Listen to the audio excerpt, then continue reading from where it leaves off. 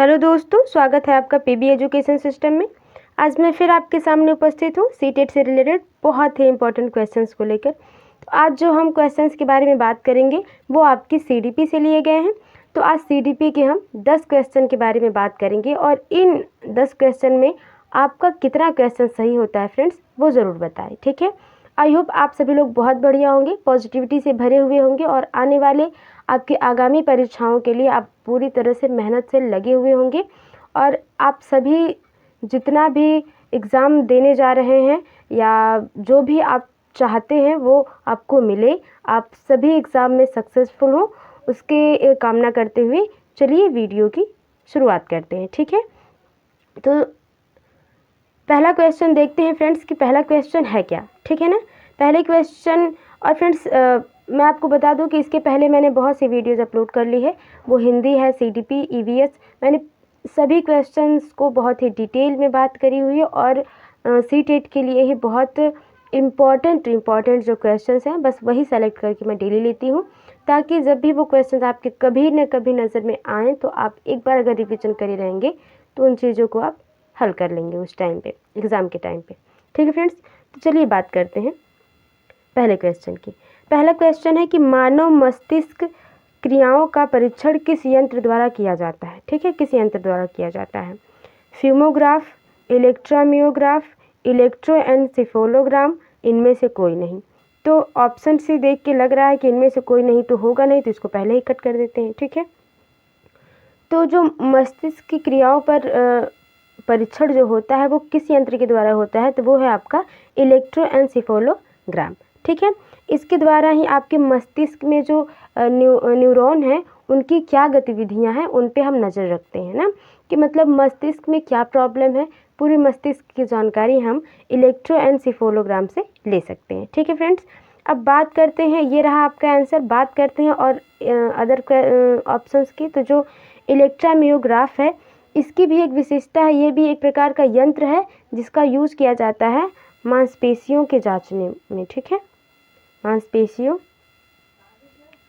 के जांच के लिए इसका प्रयोग किया जाता है कि मांसपेशियों का जो है रख रखाव किस प्रकार से है, उसमें जो रक्त का स्राव है, उसके जो क्रियाशीलता है वो सही है या नहीं, किस प्रकार चल रही है। तो मांसपेशियों के जांच के लिए आपका इलेक्ट्रोमियोग्राफ हो गया और इलेक्ट्रोएन्सेफेलोग्राम आपके मस्तिष्क के क्रियाओं का परीक्षण के लिए होता है। ठीक है, आई होप आपको समझ में आ रहा होगा कि मैं जो बताने की कोशिश कर रही हूँ।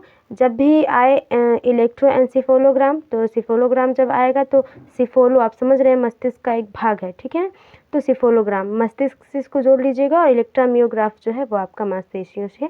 आई होप आपको चीज़ें समझ में आई होंगी। ठीक है, चलिए बात करते हैं आपके अगले क्वेश्चन की। अगला क्वेश्चन है, एक व्यक्ति दूसरे व्यक्ति द्वारा विकल्प चुनने, समायोजन करने तथा अपनी समस्याओं का समाधान करने के लिए करने में दी गई सहायता क्या कहलाती है? अभिप्रेरणा, मार्गदर्शक, उपकार और कल्पना।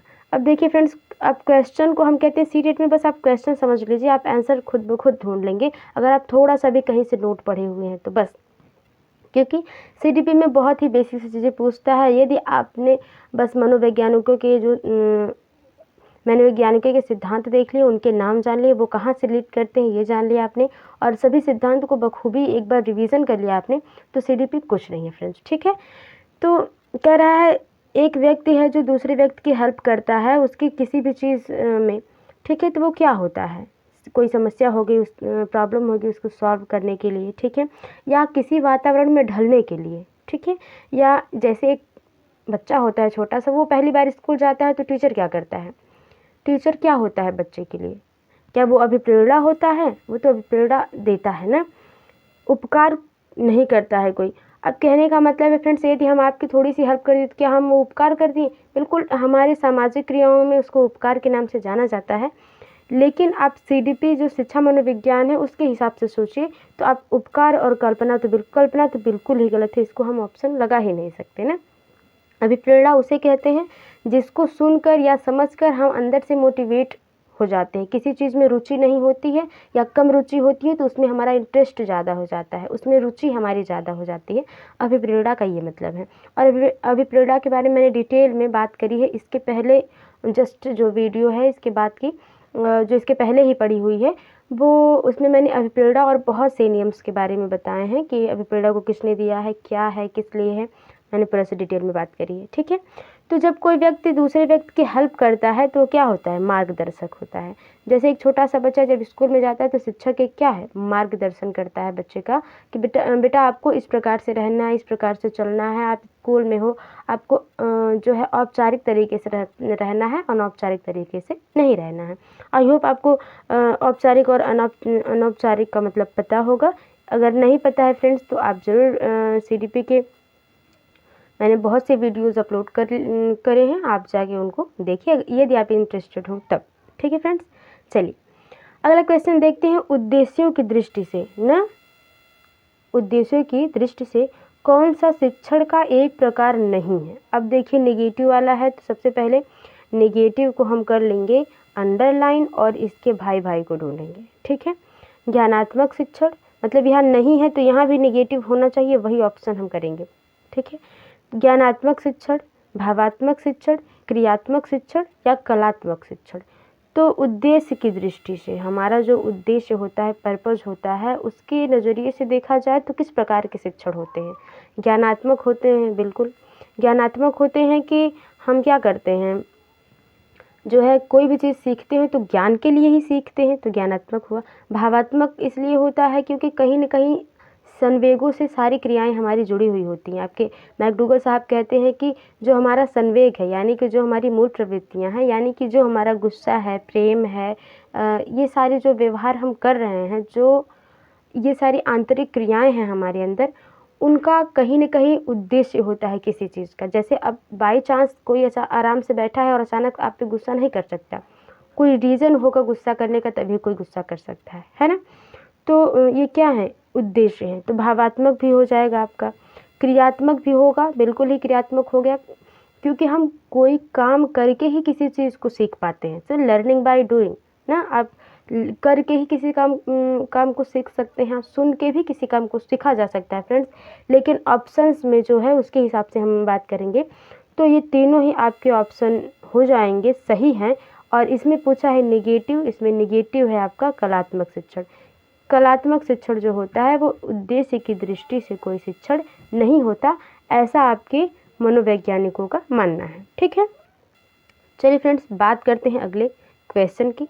तो भाषा को परिभाषित करने के लिए उपयुक्त है, ठीक है, जैविक विकास का परिणाम। किसी भाषा को मान लीजिए आपको परिभाषा देना है, भाषा की परिभाषा देना है, तो इसमें से कौन सा सबसे सही होगा ऑप्शन, उसके बारे में बात हो रही है। जैविक विकास का परिणाम भाषा हो जाएगा। उत्तम समस्या समाधान की दिशा में एक कदम, अनुभव को प्रकट करने का उत्तम उपाय, आत्मा उन्नति का माध्यम।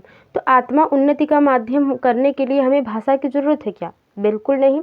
हम जो व्यक्ति या जो बच्चा बोल नहीं सकता वो भी अपनी बातों को एक्सप्रेस कर सकता है, वो अपनी बात को समझा सकता है। ऐसी बात नहीं कि भाषा के माध्यम से ही हम क्या करते हैं, आत्मा की उन्नति करते हैं। हमारी आत्मा से और भाषा से कोई रिलेशन है नहीं, तो ये बिल्कुल भी गलत हो जाएगा। जैविक विकास का परिणाम मतलब हमारे आसपास पड़ोस में विकास नहीं होता यदि भाषा नहीं होता तो, बिल्कुल ऐसी कोई बात नहीं है।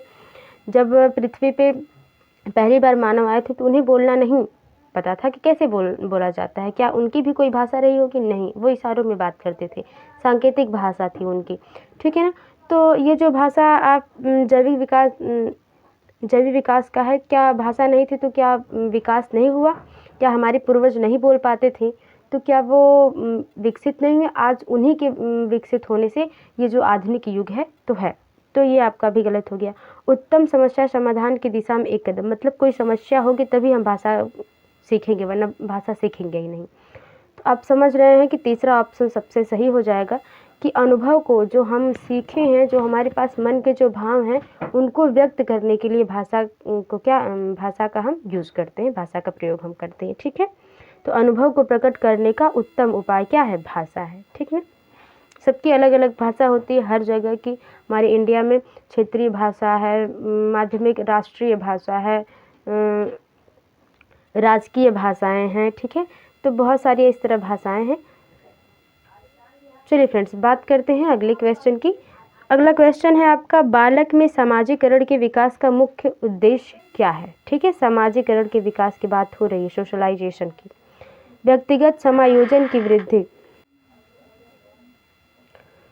तो व्यक्तिगत समायोजन में वृद्धि करना, बालक की अभिवृत्तियों का विकास करना, समूह मानकों को अधिग्रहणशील बनाना, सामाजिक समूह के प्रतिमानों को विकसित करना, ठीक है। तो एक कोई छोटा बच्चा है, उसको सामाजिक क्रियाएं बताना है कि समाज में कैसे रहना है, कैसे बातें करना है, जो हमसे बड़े हैं उनसे कैसे बात करना है, अपने शिक्षक से कैसे बात करना है, छोटों से किस प्रकार बात करना है, मतलब समाज में ढलना सिखाना है। तो उसका क्या मुख्य उद्देश्य है कि वह व्यक्तिगत समायोजन में वृद्धि कर सके, मतलब कि वो खुद को किसी भी सिचुएशन में ढाल सके? तो बिल्कुल ही नहीं। सिर्फ खुद को ही सामाजिक सिद्धांत ये नहीं कहता कि बस आप समाज में ढल सको, बिल्कुल ही नहीं। वो कहता है कि आप समाज की तरह हो जाइए ना, समाज में जो कुछ नया कर सकते हैं आप उसको करिए, ठीक है। सामाजिकरण का विकास ये कहलाता है आपका। बालक की अभिवृत्तियों का विकास, मतलब अभिवृत्ति मतलब जो होता है आपका एक्सप्रेशन ना, बच्चा अपने आप को पूरी तरह से क्या कर पाए, लोगों के सामने व्यक्त कर पाए, एक्सप्रेस कर पाए ना, जो अभिवृत्ति है उनकी वो जाहिर कर पाए 10 लोगों में, ठीक है। समूह मानकों का अधिग्रहणशील, मतलब जितने भी लोगों से वह मिलता है बालक, वो उनसे कुछ नया सीख पाए। सामाजिकरण का ये भी मुख्य उद्देश्य है। क्या मुख्य उद्देश्य पूछा है, सामान्य उद्देश्य या सिर्फ उसी तरह पूछा उद्देश्य क्या है, तब हम कुछ लगाते, ठीक है। तो सबसे सही ऑप्शन हो जाएगा चौथा, सामाजिक समूह के प्रतिमानों को विकसित करना। मतलब जो गलत है समाज में, ऐसा नहीं कि जो समाज में चला आ रहा है उसी को हमें भी सीख लेना है, बिल्कुल नहीं। समाज में जो हम बदलाव कर सकते हैं, ठीक है, समूह को लेकर, एक समाज समूह को लेकर हम जो बदलाव कर सकते हैं, उसमें जो है सामाजिकरण का विकास का सबसे मुख्य उद्देश्य ये होता है कि ऐसा नहीं कि हमारे यहाँ जो प्रथा चल रही है, पर्दा प्रथा चल रही हो तो हम वही, दहेज प्रथा चल रही है तो हम वही करेंगे, नहीं। जो है सामाजिक विकास का मतलब है, इसका मुख्य उद्देश्य ये है कि आप समाज को अच्छे से परखिए, उसकी पॉजिटिव चीज़ को भी देखिए, उसकी नेगेटिव चीज़ को भी देखिए ना, मतलब आलोचनात्मक तरीके से आप किसी भी पहलू को देखिए। आई होप आपको मेरी बात समझ में आई होगी फ्रेंड्स। चलिए बात करते हैं आपके अगले क्वेश्चन पे, और जो बहुत ही इम्पॉर्टेंट क्वेश्चन है उसके बारे में। आल पोर्ट दिया हुआ है फ्रेंड्स, आप इसको बना लीजिएगा आल पोर्ट, ठीक है ना। यहाँ पे हो जाएगा आपका ऑल पोर्ट। आई होप आपको समझने में दिक्कत नहीं होगी। तो ऑल पोर्ट ने अपने व्यक्तित्व सिद्धांत में व्यक्तित्व को किस रूप में जाना? तो क्वेश्चन में ही एक आपको जो है ऑप्शन मिल गया कि आलपोर्ट जो हैं वो उन्होंने कौन सा सिद्धांत दिया है? व्यक्तित्व का सिद्धांत दिया है, ठीक है। आलपोर्ट साहब ने आपके किसका सिद्धांत दिया है? व्यक्तित्व का सिद्धांत दिया है। इसको आप इनसे रिलेट कर लीजिएगा और कहीं नोट करके ज़रूर लिख लीजिएगा। तो रूप में माना है, व्यक्तित्व को किस रूप में माना है उन्होंने, ठीक है। जीव में केंद्रित, काल्पनिक सत्ता, मस्तिष्क में स्थित अवैचारिक सत्ता, ठीक है। तो आलपोर्ट साहब के बारे में बात करें फ्रेंड्स, तो आलपोर्ट साहब जो हैं आपके वो अमेरिका के हैं। कहाँ के हैं? अमेरिका के हैं। और इनका कहना है कि व्यक्तित्व लक्षण क्या है इनके बारे में, व्यक्तित्व के बारे में इनका कहना है कि ये लक्षण हमारे बचपन को, अनुभव, हमारे वर्तमान परिवेश और दोनों के बीच बातचीत से प्रभावित करते हैं ना। मतलब व्यक्तित्व जो होता है कि हम बचपन से जो भी सीख रहे हैं, अपने वातावरण से जो भी सीख रहे हैं, हम क्या करते हैं हमारे बचपन के अनुभव को या हमारे खुद के अनुभव को परिवेश से, दोनों से जोड़कर ये क्या करता है, व्यक्तित्व जो है निर्माण होता है, ठीक है। व्यक्तित्व का निर्माण हमारे परिवेश और हमारे बचपन से, या आनुवांशिक कहने का मतलब है। अब जैसे इन्होंने अनुवांशिक की वर्ड का यूज़ नहीं किया, लेकिन इनका घुमा फिरा के या इनडायरेक्ट तरीके से कहने का मतलब वही है फ्रेंड्स, ठीक है। तो ये अमेरिका के थे और इन्होंने व्यक्तित्व सिद्धांत दिया हुआ है। तो ये व्यक्तित्व को किस रूप में देखते हैं? तो वो देखते हैं कि जीव में केंद्रित, ठीक है। मतलब एक मनुष्य है, ठीक है, एक मनुष्य है, उसकी आत्मा क्या है? एक जीव है, ठीक है। और वही जीव जो क्या है, एक व्यक्तित्व का निर्माण करता है। जैसे हमारे पूर्वज थे, उन्हें न ही ढंग से किसी भी चीज़ के बारे में बहुत ज़्यादा ज्ञान नहीं था, लेकिन वो जिस तरह से वातावरण में ढलते गए, जिस तरह से वो उनकी तर्क शक्ति काम करते गई, उन्होंने बहुत चीज़ों को डेवलप किया। आग की खोज करी उन्होंने, न पहिया बनाया उन्होंने, तांबा की खोज, बहुत कुछ इन्वायरमेंट से भी मिला और बहुत कुछ इन्वायरमेंट से सीखने के लिए भी मिला। और वो अपने आप को हमेशा एक जो है अपर लेवल पे लेते गए ना। तो क्या है वो आलपोर्ट साहब कहते हैं कि एक व्यक्ति है, उसमें क्या है, एक जीव का काम करता है आपका व्यक्तित्व। ठीक है, तो उन्होंने जीव में केंद्रित व्यक्तित्व को माना है। ठीक है, आई होप आपको मेरी बात समझ में आई होगी। अगला क्वेश्चन है, 7 वर्ष तक के बालक बालिकाओं की एक मुख्य विशेषता है, केवल समलैंगिक बालकों के साथ खेलते हैं, लिंग विभेद पर ध्यान नहीं देते हैं, मानव प्रवृत्तियों को प्रमुखता प्रदान करते हैं, उपरोक्त में से कोई नहीं। ठीक है, तो बात करें हम कि जो 7 वर्ष का बच्चा होता है, उसके अपने विकास की अवस्थाएं पढ़ी हुई होंगी ना। इसमें आपने किशोरावस्था जो है शैशवावस्था, बाल्यावस्था, किशोरावस्था तक आपने जरूर ही पढ़ा होगा कि खेल की उम्र क्या है, आपकी स्कूल जाने की उम्र क्या है ना, तो आपने ज़रूर पढ़ा होगा। जैसे किशोरावस्था को क्या कहते हैं, किशोरावस्था को तूफान की आयु कहते हैं ना, कि मतलब इसमें जो होता है जो बालक इसमें होता है किशोरावस्था में, वह खुद पर केंद्रीकरण नहीं हो पाता है। उसके जो संवेग होते हैं, जो उनकी मूल प्रवृत्तियां हैं, उनको कंट्रोल नहीं कर पाता किशोरावस्था में। बाल्यावस्था में बालक अपने वातावरण से बहुत कुछ सीखता है। शैशवावस्था में ही बालक सीखना शुरू कर देता है, लेकिन बाल्यावस्था में बहुत कुछ सीख जाता है। और बाल्यावस्था को ही आपको खेल की आयु कहते हैं और विद्यालय की आयु भी कहते हैं। ठीक है, तो जब 7 वर्ष का बालक या बालिका होती है, वो केवल समलैंगिक बालकों के साथ खेलती हैं। बिल्कुल बालकों के साथ खेलते मतलब जो उनका यदि लड़का है तो लड़के के साथ खेलेगा, और जो लड़की है या बालिका है तो बालिका के साथ खेलेगी। बिल्कुल ऐसा नहीं होता। 7 वर्ष का बच्चा जो होता है वो लिंग विभेद पर ध्यान नहीं देते हैं। उनको मतलब नहीं है कि ये लड़का है या लड़की, उनको बस पता है कि हमको इनके साथ खेलना है, ये हमारे घर के आसपास के बगल में है और ये हमारे लिए अच्छे हैं, जो कहेंगे हमारे लिए अच्छा कहेंगे, ये हमको सपोर्ट करते हैं, ये हमारी फ्रेंड है और ये हमारे फ्रेंड है ना। तो लिंग विभेद पर बच्चे क्या करते हैं, ध्यान नहीं देते हैं, जो 7 वर्ष के बच्चे हैं। ठीक है, क्वेश्चन आप ज़रूर ध्यान दें। 7 वर्ष के बच्चे जो होते हैं लिंग विभेद पर ध्यान नहीं देते हैं। चलिए, तो 7 वर्ष के बच्चे जो आ जाएंगे, किस में आ जाएंगे, आपके बाल्यावस्था में आ जाएंगे फ्रेंड्स। ठीक है, अगला क्वेश्चन है फिर क्रियाएं। फिर क्रियाएं नहीं फ्रेंड्स, यहाँ पे हो जाएगा आपका खेल क्रियाएं। ठीक है, खेल क्रियाएं। खेल क्रियाएं बालकों में किस आयु वर्ग पर अपनी चरम सीमा पर होते हैं। ठीक है, पूर्व विद्यालय अवस्था में, प्राथमिक विद्यालय अवस्था में, जूनियर हाई स्कूल में, सीनियर हाई स्कूल में। ये दोनों की बात यदि हम करें तो बच्चा किशोरावस्था में है फ्रेंड्स। ठीक है, किस में है, किशोरावस्था में है। मतलब बच्चे की एज जो होगी वो 14 to 18 में होगी ना। जूनियर हाई स्कूल या सीनियर हाई स्कूल में पक्का बच्चा जो होगा 16 से एबव होगा, और जूनियर हाई स्कूल में बच्चा जो होगा वो 14-15 तक हो सकता है, उससे ज़्यादा भी हो सकता है।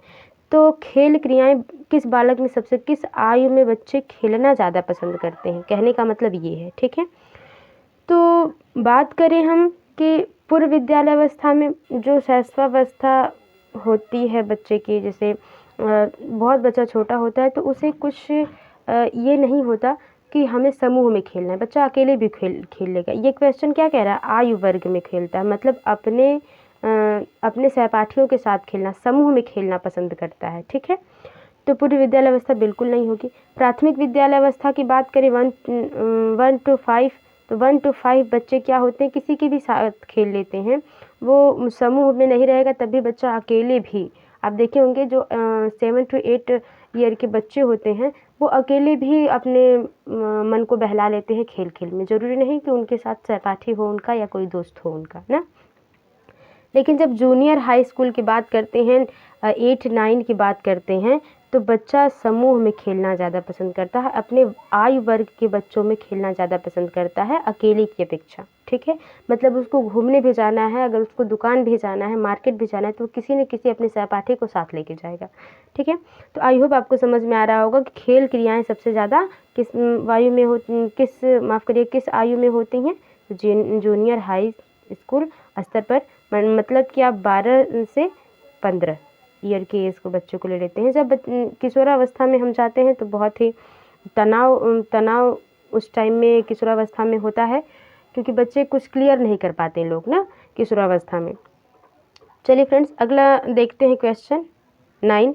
कक्षा में बालकों के मानसिक स्वास्थ्य, किसके मानसिक स्वास्थ्य को निम्न में से अधिक प्राथमिकता प्रदान नहीं की जा सकती। ठीक है, बालकों को शारीरिक व्यायाम के लिए दी जाने वाली छूट, बालकों के अभिभावकों का मानसिक स्वास्थ्य, विद्यालय की मनोविज्ञान शाला द्वारा किया जाने वाला कार्य, कक्षा की स्वच्छता। तो ये सारे सही हो जाएंगे। ठीक है, ये सारे सही हैं। यहाँ पे निगेटिव पूछा है तो हमको क्या ढूंढना है, निगेटिव ढूंढना है। तो जो निगेटिव है वो है कि बालकों के अभिभावकों का मानसिक स्वास्थ्य है।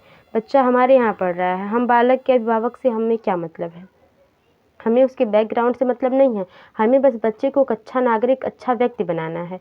तो हमें उसके बैकग्राउंड से या उसके परिवार से रिलेट करके हमें देखने की कोई ज़रूरत नहीं है। उसको वातावरण में पढ़ाना है, वो किस वातावरण से है बस ये जानना है।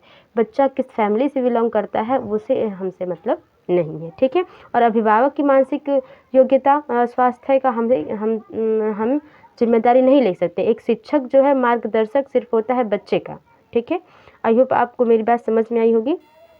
अगला क्वेश्चन है कि एक प्रतिभाशाली बालक मतलब जिसका IQ लेवल 120 या 130 से एबव हो ना। ये बुद्धि के जो सीमाएं हैं, IQ लेवल की बात मैंने बहुत सी वीडियोज में करी है फ्रेंड्स, आई होप आपको पता होगा। यदि नहीं पता है तो आप वीडियो जाके देखिए, चैनल को एक बार विजिट करिए, आपको सारी वीडियोज़ लगातार मिल जाएंगी और आप उनको अच्छे से समझ पाएंगे। क्योंकि मैंने बहुत से ऐसे क्वेश्चन लिए हैं जो IQ लेवल से रिलेटेड है। टर्मन साहब ने जो आपकी श्रेणी दी है, जो उन्होंने IQ लेवल को बांटा है और उन्होंने जो IQ लेवल को पहचानने के लिए जो फॉर्मूला दिया है उसके बारे में मैंने डिटेल में बात करी है।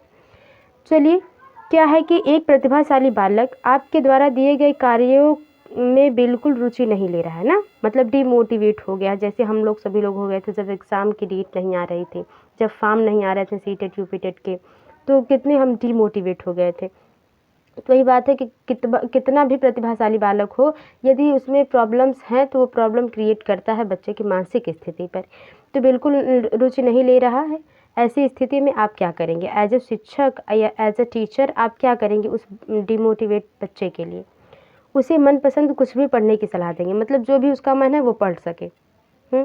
उसे विशिष्ट कार्य प्रदान करेंगे। पहले तो उसका मन नहीं लग रहा है, फिर आप उसको विशेष काम दे दें ताकि वो और बोर फील करे।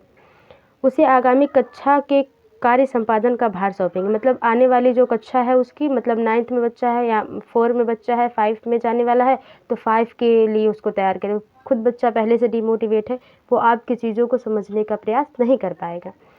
उसे विद्यालय के उपरांत रुक कर कार्य समाप्त करने का आदेश देंगे। हाँ, जैसे हमने कोई काम दे दिया कक्षा में, बच्चा नहीं करने का मन है, उसका प्रतिभाशाली है, हमको पता है कि उसका IQ लेवल बढ़िया है, उसकी तर्क शक्ति अच्छी है, उसका चिंतन करने का भी फॉर्मूला जो है वो अलग है, अदर बच्चों से कुछ ज़्यादा बच्चा टैलेंटेड है या इंटेलिजेंट है, इंटरेस्ट लेता है चीज़ों में। तो अगर एक दिन बच्चा रुचि नहीं ले रहा है तो आप उसे कहेंगे कि विद्यालय के उपरांत, मतलब विद्यालय के जो बेल्स हैं वो ख़त्म हो जाएं, उसके बाद रुक कर अपना कार्य क्या कर लेना, तुम समाप्त कर लेना ना। लेकिन इस कार्य को क्या कर लेना, समाप्त करना। अभी कोई बात नहीं, अगर यदि आपका मन नहीं लग रहा तो बेटा आप कल तक इसको ज़रूर करके बता दीजिएगा, तो बच्चा डेफिनेटली आपकी बात को समझेगा, चाहे वो जितना भी, क्योंकि पढ़ने का मन तो बच्चे में पहले से, क्योंकि प्रतिभाशाली है वो। ऐसा तो नहीं है कि बच्चा मंद बुद्धि है, जड़ बुद्धि है, आप उसको स्कूल के बाद या उस क्लास के बाद कहेंगे दोबारा करने के लिए तो बच्चा नहीं करेगा, बिल्कुल नहीं। ठीक है, तो ये हो जाएगा चौथा आपका सबसे सही और सटीक ऑप्शन। आई होप फ्रेंड्स आपको वीडियो पसंद आई होगी। ये थे आपके CDP के 10 क्वेश्चन। तो मिलते हैं आपसे अगली वीडियो में, तब तक के लिए bye bye and take care. इसी तरह मेहनत करते रहिए और खुश रहिए। जितने भी टारगेट हैं आपके सीटेट में, जितना भी आपने टारगेट बना रखा है, डेली का रूटीन जो बना रखा है उसको फॉलो करिए। आई होप आप सभी लोग सफल होंगे। चलिए मिलते हैं अगली वीडियो में, तब तक के लिए bye bye and take care. Video थोड़ी सी भी फ्रेंड्स हेल्पफुल लगी हो तो वीडियो को लाइक शेयर कमेंट सब्सक्राइब जरूर करें। धन्यवाद।